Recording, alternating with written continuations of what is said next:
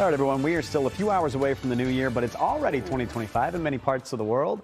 This was the scene here in Taiwan as the people there celebrated the arrival of the new year. Now, to say the least, 2024 has been filled with some incredible political headlines. Yeah, and NBC 10 has been there for most, if not all of them. Political reporter Matt Pritchard shows us what stood out this past year.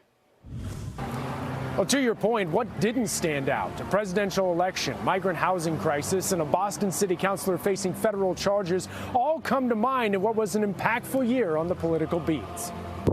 A 2024 political recap can only begin in one place. Getting around the state today, no easy task. The frozen tundra of Des Moines, Iowa. If I could go back to the debate in Miami, I would. This is absolutely terrible. Donald Trump winning the Hawkeye state, with Florida Governor Ron DeSantis coming in second. We've got our ticket punched out of Iowa. In New Hampshire, we sat down with DeSantis. Do you feel like you can be competitive here, that you can beat the expectations? Well, we always overperform the polls. But within days, he would call it a campaign, as former UN Ambassador Nikki Haley took over second place in polling. Right now, we'll take whatever we can take. On the Democratic side, President Joe Biden remained off the New Hampshire ballot after trying to move South Carolina higher in the primary process. Challengers like Minnesota Congressman Dean Phillips trying to capitalize on the commander-in-chief's absence. Where is he?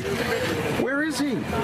Where is the president of the United States? Ultimately, Biden would win New Hampshire, Trump taking the Granite State as well. Nikki Haley promising to fight on. This race is far from over. But her bid for the presidency would come to a close following Super Tuesday, at the early end of the primary process, bringing us back to critical stories in Massachusetts. This current rate of spending is truly unsustainable. This is what I call a hiring chill. We want to make sure that the residents can stay in the city of Boston.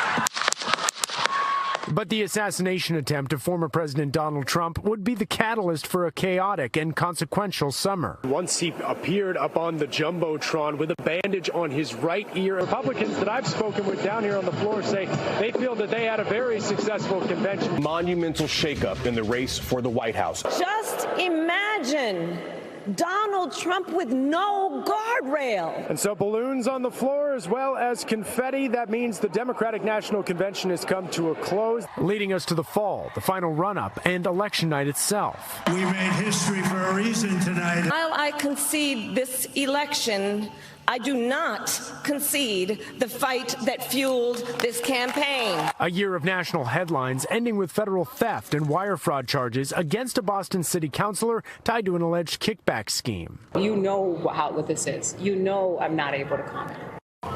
And so as we pause to look back, of course, we are now immediately looking forward to 2025 with more political headlines to come, including the inauguration of President Donald Trump on January 20th. On Beacon Hill, Matt Pritchard, NBC 10 Boston.